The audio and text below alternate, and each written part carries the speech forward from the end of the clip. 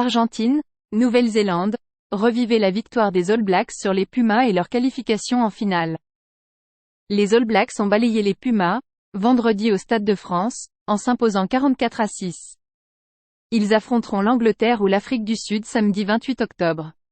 La Nouvelle-Zélande est encore au rendez-vous. Elle s'est qualifiée pour sa 5e finale de Coupe du Monde en 10 éditions grâce à sa large victoire face à l'Argentine, 44-6, vendredi, au Stade de France. C'est tout simplement le deuxième écart le plus important en demi-finale d'un mondial après, déjà, un succès des All Blacks contre le pays de Galles, 49-6, en 1987.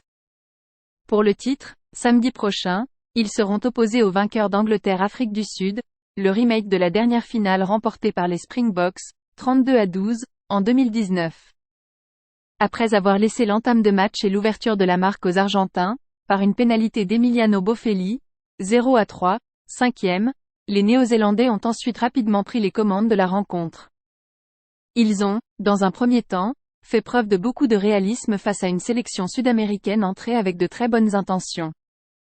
Chaque offensive dans le camp argentin était conclue avec des points et notamment les essais en première période de Will Jordan, 7-3, 12e, Jordi Barrett, 12-3, 16e, et celui de Shannon Frizzell, 20-6, 40e plus 2.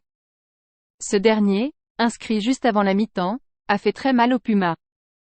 Ils n'ont pu que constater les dégâts au retour des vestiaires en concédant 4 autres essais. Aaron Smith, 42e, Shannon Frizzell, 49e, et Will Jordan par 2 fois, 62e, 73e. S'il est toujours difficile de ressortir un homme dans une rencontre si déséquilibrée, un joueur a quand même pris la lumière. Il s'appelle Will Jordan et a inscrit un triplé dans cette rencontre, 12e, 62e, 73e, grâce, notamment, à un dernier essai planté tout seul, comme un grand, après plus de 80 mètres de course. L'ailier est seulement le 3e joueur de l'histoire à marquer au moins 3 essais en demi-finale après son compatriote Jonah Lomu, auteur d'un quadruplé contre l'Angleterre en 1995, et l'Australien Adam Ashley Cooper contre l'Argentine en 2015. À 25 ans, Will Jordan cumule 31 essais en 30 sélections, et a pris seul la tête du classement des meilleurs marqueurs de cette Coupe du Monde, 8, devant Damian Penaud, 6. Il égale le record sur une édition de Jonah Lomu, Julian Savea et Bryan Habana qu'il aurait pu battre si Richie Mo'unga ne l'avait pas oublié dans les dernières minutes alors qu'il était démarqué sur son aile. Depuis sa défaite inaugurale contre le 15 de France, 27-13, le 8 septembre, la Nouvelle-Zélande ne cesse de monter en puissance. Ses victoires faciles contre la Namibie, 71-3, l'Italie, 96-17, et l'Uruguay, 73-0, lui ont redonné le plein de confiance avant d'aborder l'immense favori irlandais en quart de finale, 28-24.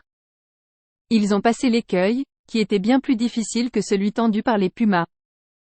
Seul bémol, la faiblesse au pied constatée ce soir.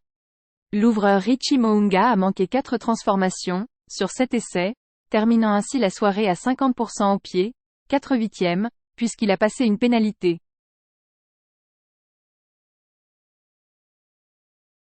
Cela n'a été d'aucune incidence face à l'Argentine mais pourrait coûter beaucoup plus cher en finale, face à l'Angleterre ou l'Afrique du Sud, samedi, 21h. Il n'y a pas eu beaucoup de suspense ce soir, mais cela ne nous a pas empêché de passer une magnifique soirée, grâce comme d'habitude à votre charmante compagnie. Comme toutes les bonnes choses ont une fin, on tire le rideau pour aujourd'hui, mais on se retrouve dès demain pour un nouveau live rugby.